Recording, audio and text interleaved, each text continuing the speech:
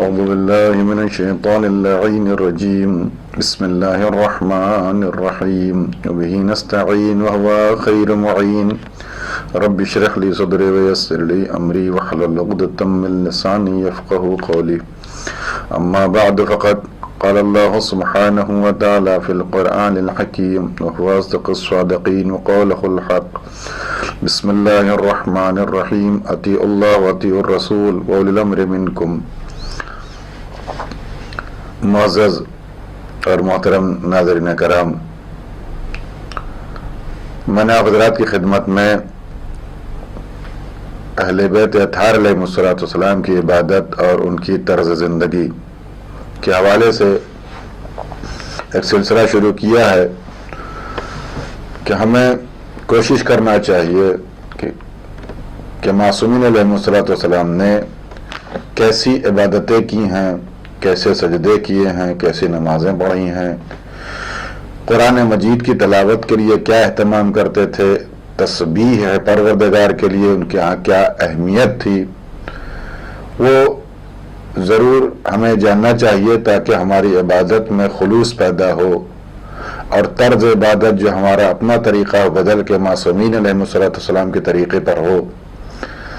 اس لیے کہ زندگی کا ہر شعبہ ہمارا، بالخصوص ہم اہل تشیع کا اہل بیت اطہار علیہ السلام سے متصل اور مربوط ہے، اور اس کا اتصال اس لیے بھی ضروری ہے کہ اس دنیا میں اگر دعوے دار اتباع اور پیروان آل محمد ہیں تو ہم لوگ ہیں، لیکن صرف دعویٰ ہے، اس کے ساتھ دلیل بھی ہونا چاہیے۔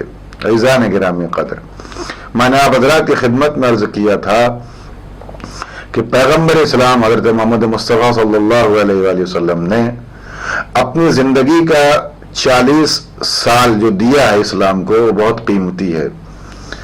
عموماً ہمیں کوشش یہ کرنا چاہیے کہ ائمہ ہدی علیہ السلام کی، پیغمبر اسلام صلی اللہ علیہ وسلم کی ان زندگیوں کے ان حصوں کو دیکھنا چاہیے اور ان کی حیات طیبہ کا وہ شعبہ دیکھنا چاہیے جس میں انہوں نے معاشرے میں رہ کر کے لوگوں کے ساتھ زندگی گزاری ہے، اور ایسے امور انجام دیے کہ لغت کے اعتبار سے ان امور کو عبادت سے تعبیر کیا گیا، بلکہ اگر خدمت خلق کے عنوان سے بھی دیکھا جائے، لوگوں کے درمیان بہترین زندگی گزارنے کے اعتبار سے دیکھا جائے تو اس کی بھی اسلام میں بہت زیادہ اہمیت ہے، بلکہ وہ عبادتیں جو رسمی طور پر ایک مجموعے اور کچھ ارکان کو عبادت کہا جاتا ہے، کبھی کبھی ان سے بھی بات آگے بڑھ جاتی ہے۔ کچھ ایسی بھی زندگیاں ہیں، کچھ ایسے بھی امور ہیں زندگی میں کہ جن کے ذریعے سے انسان خداوند عالم کی بارگاہ میں قریب ہو جاتا ہے،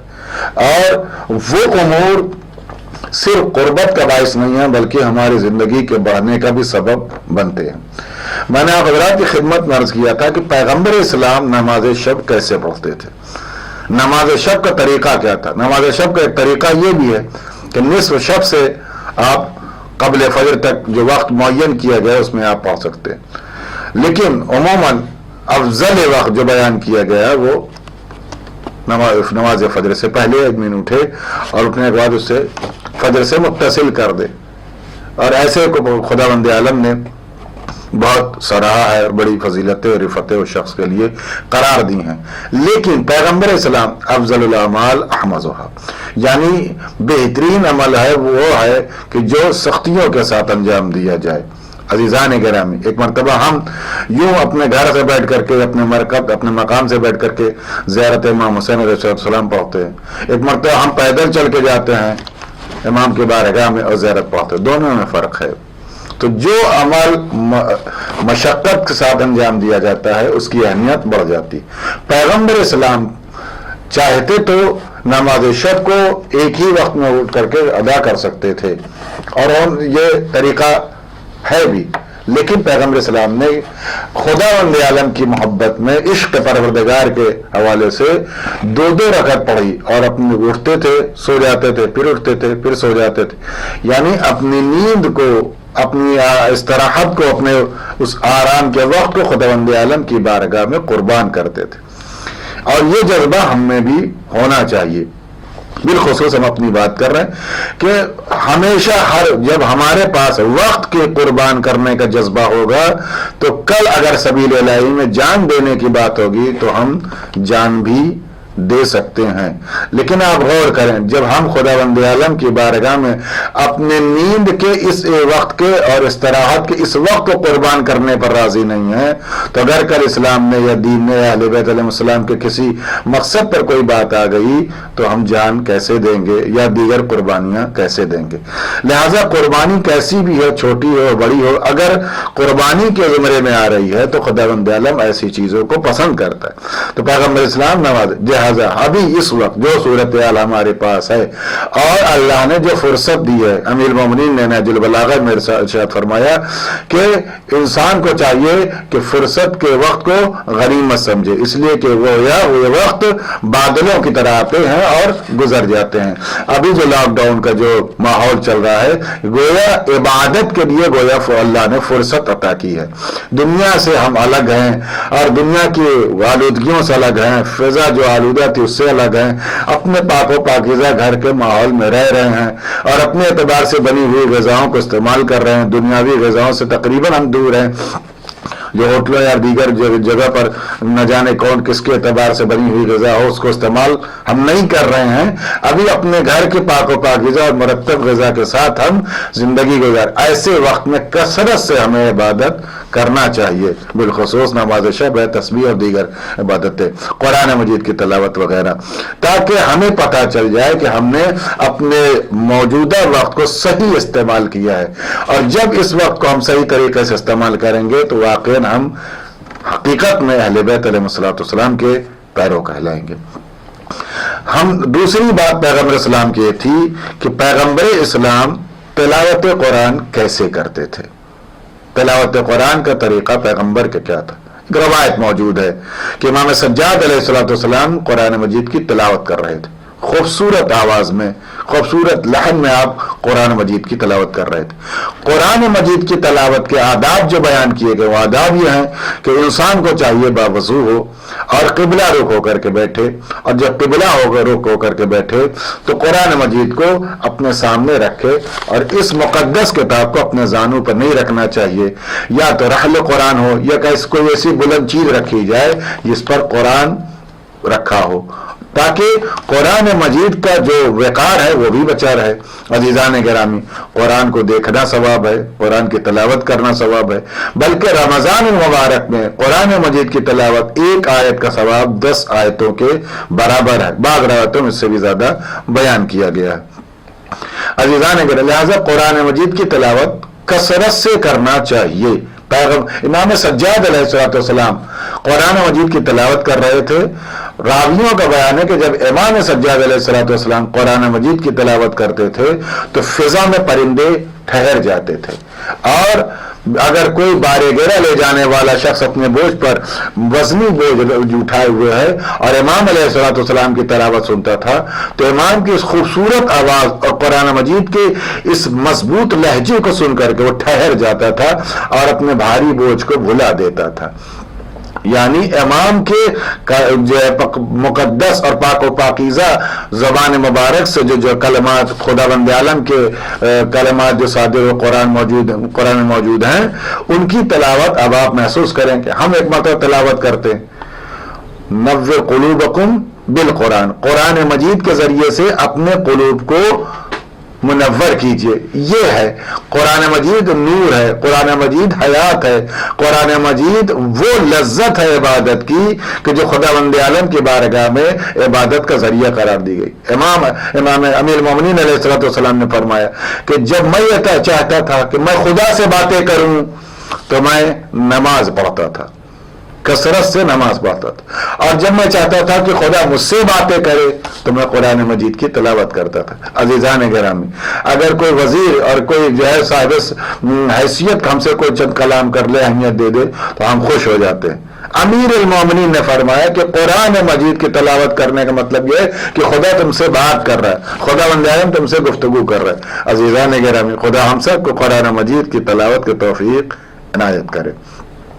تو عزیزو، تمام سجاد علیہ السلام کی تلاوت کو دیکھ کر کے رک جاتے تھے. راویوں نے پوچھا مولا آپ اس قدر خوبصورت لہن میں قرآن مجید مقدس کتاب کی تلاوت کرتے، اس وقت امام سجاد علیہ السلام نے فرمایا تم نے ہماری قرأت کو دیکھا ہے، تم نے ہماری تلاوت کو دیکھا، اے کاش تم ہمارے نانا رسول خدا صلی اللہ علیہ وسلم کی تلاوت کو سنتے۔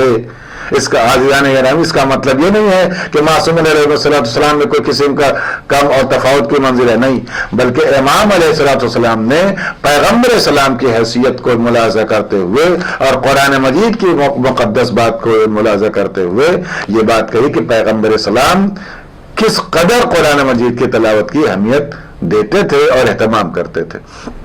ایک بزرگ عالم دین گزرے ہیں نجف کربلا میں، جنہوں نے جو ہر روز تقریباً وہ ایک ہفتے میں قرآن مجید کی تلاوت کر کے ایک ہفتے میں قرآن ختم کرتے تھے، ان کے پوری زندگی اور وہ قرآن مجید کی جب تلاوت کرتے تھے تو باوضو ہو کے بیٹھتے تھے اور قبلہ رخ ہو کر کے بیٹھتے تھے اور قرآن مجید کو اس انداز میں رکھتے تھے، اپنے سینے کے مقابل میں رکھتے تھے اور قرآن جتنی دیر ان کو تلاوت کرنی ہوتی تھی۔ اس کا مطلب یہ ہے کہ یہ معصومین علیہ السلام نے جو طرز بتایا ہے علماء نے ان کو اپنی زندگی کا حصہ بنایا ہے۔ لہذا قرآن مجید کی تلاوت اچھے ورتل القرآن ترتیلا، قرآن مجید کو ٹھہر ٹھہر کے پڑھو۔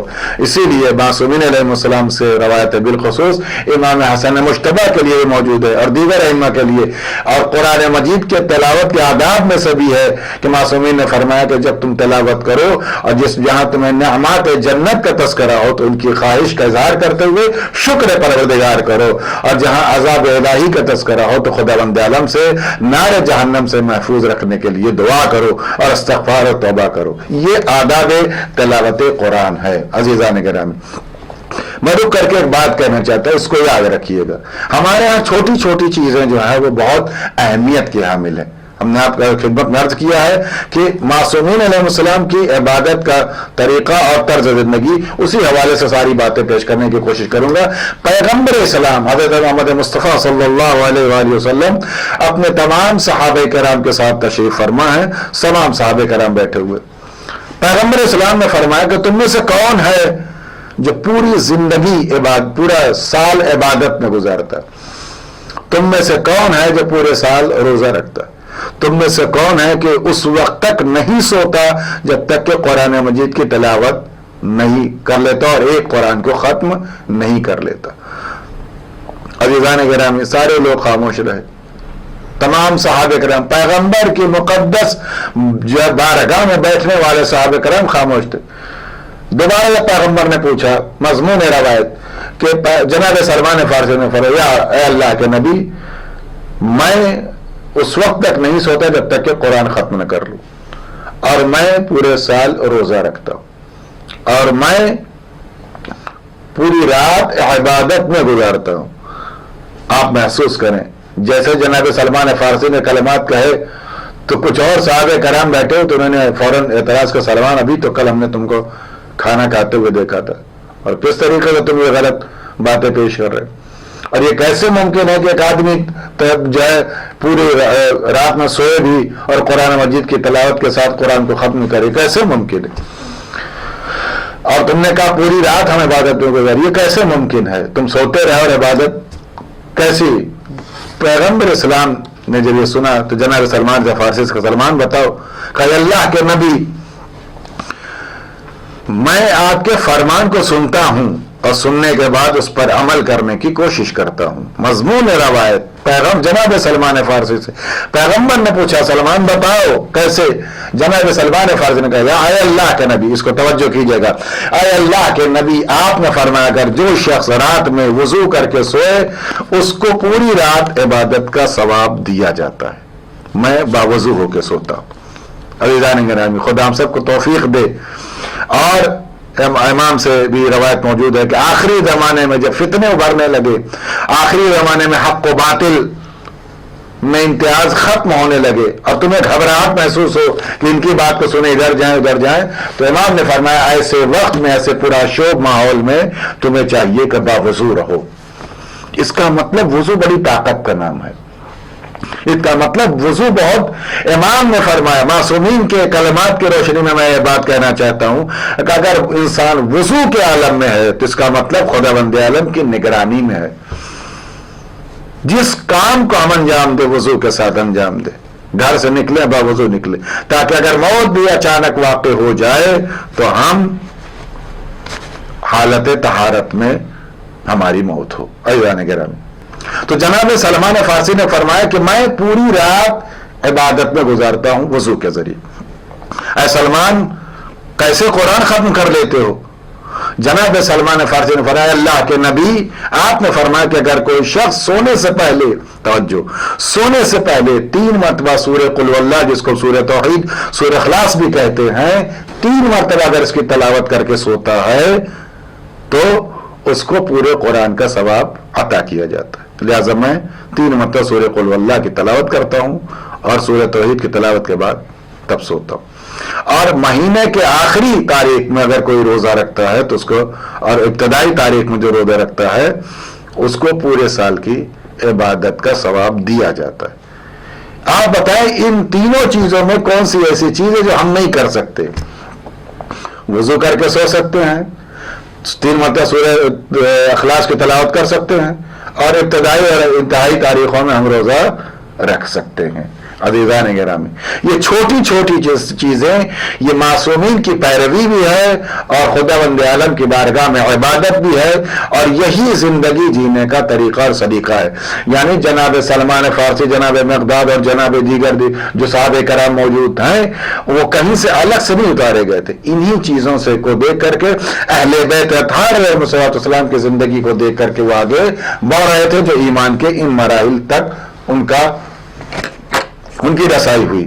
تو عزیزان گرامی، جناب سلمان فارسی نے پیغمبر اسلام کے ان اقوال اور ان باتوں پر عمل کر کے یہ بتایا کہ جو درجات جناب سلمان فارسی کو دیے گئے ہیں ایسی ہی پیروی پر دیے گئے ہیں. عزیزان گرامی،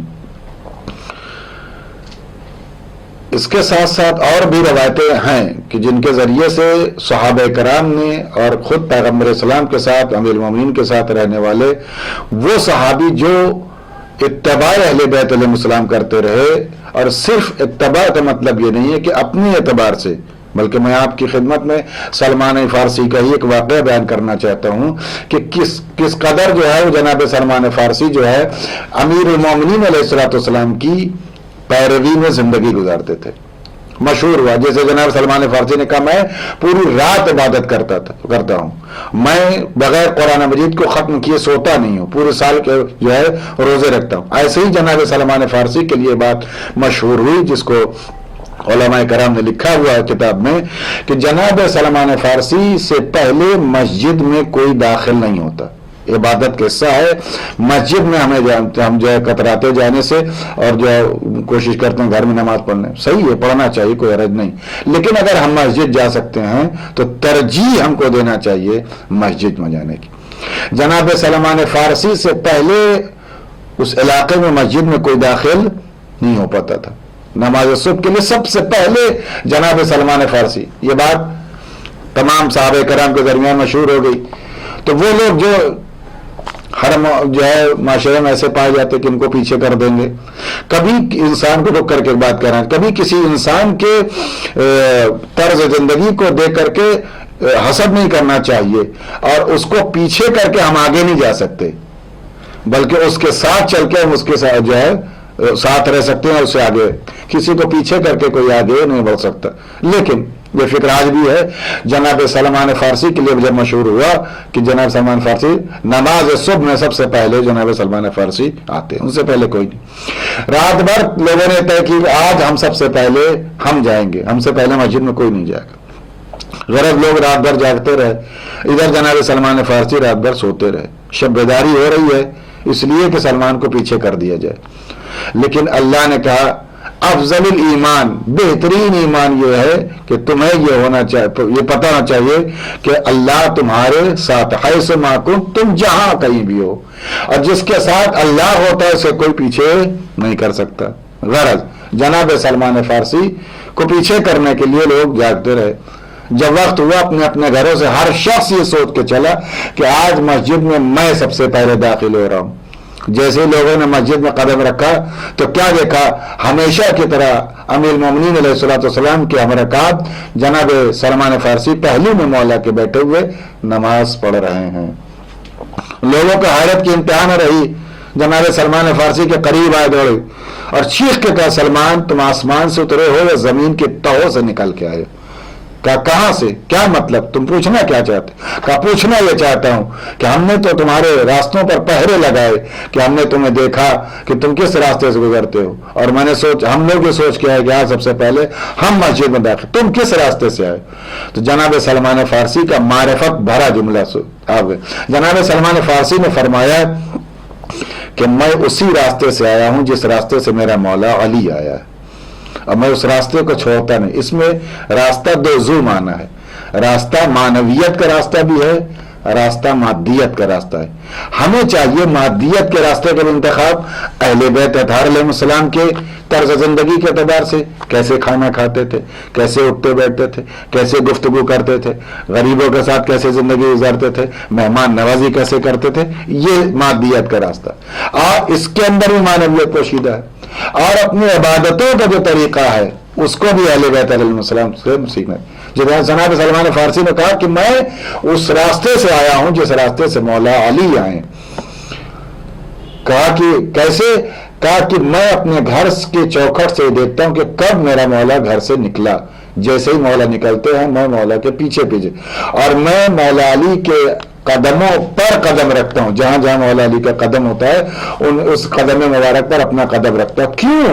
آپ غور کریں، سلمان فارسی یوں ہی میں 10 درجے میں فائز نہیں ہوئے، کتنا حکیم آدمی ہے، کتنا عارف شخص گزرا ہے یہ، کہ اس نے کہا کہ میں امیر المومنین کے نشان قدم کو تلاش کرتے ہوئے قدم پر قدم رکھتا ہوں۔ کیوں رکھتے ہو؟ کہا اس لیے کہ مجھے پتا ہے کہ یہ ایسی شخصیت ہے کہ جس کا قدم جہاں رکھا جائے گا اور جہاں سے اٹھے گا نہ بغیر علم و حکمت کے رکھا جائے گا، نہ بغیر علم و حکمت کے اٹھایا جائے گا۔ آپ غور کریں، ایسے لوگوں نے پیروی کی ہے اہل بیت علیہ السلام کی، کہ جن کے ذریعے سے انہوں نے وہ مراحل طے کیے جو ایمان کے مدارج رکھے گئے تھے۔ لہذا ہمیں بھی کوشش کرنا چاہیے، اگر ہم ویسے نہیں بن سکتے کم از کم اس صف میں تو ہمارا شمار ہو کہ جس صف میں یہ بات رکھی جائے کہ ان لوگوں نے کوشش کی ہے۔ اللہ رحیم ہے، اللہ کریم ہے، 70 ماؤں کے برابر محبت کرتا ہے۔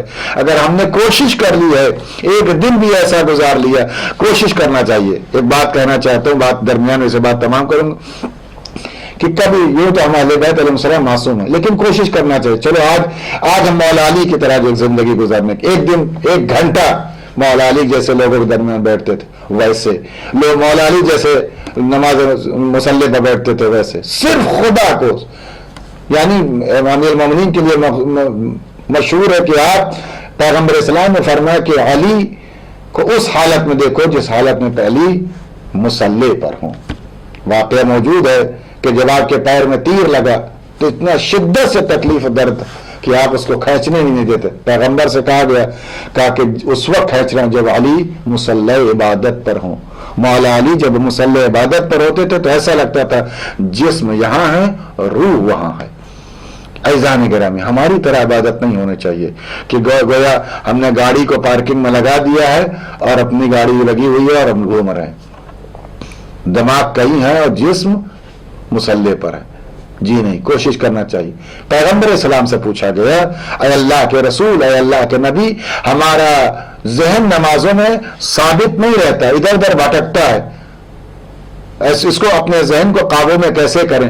پیغمبر اسلام نے فرمایا کہ جب تمہارا ذہن وضو کے وقت حاضر ہوگا تو تمہارا ذہن نماز میں بھی حاضر ہوگا۔ لہذا جب ہم مقدمہ نماز، تمہید نماز، جب وضو ہم کر رہے ہوں اور پورے انعامات کے ساتھ کہ ہم اب چہرہ دھل رہے ہیں قربتاً اللہ، ہاتھ دھل رہے ہیں قربتاً اللہ، اب یہ کر رہے ہیں قربتاً اللہ، تو جب ہم وضو میں ہمارا دماغ ہمارے کنٹرول اور قابو میں ہوگا تو نماز میں خود بخود ہمارا دماغ کنٹرول اور قابو میں ہوگا۔ عزیزان گرامی، یہ میں نے حضرات کی خدمت میں کچھ باتیں ایسی عرض کی کہ طرز زندگی اور طرز عبادت اہل بیت علیہ السلام کا یہ کہ جس طریقے سے وہ تلاوت کرتے تھے، جس طریقے سے وہ نماز پڑھتے تھے. خدا ہم سب کو توفیق دے کہ ہم اہل بیت اطہار علیہ السلام کی مکمل پیروی کا حق ادا کر سکیں.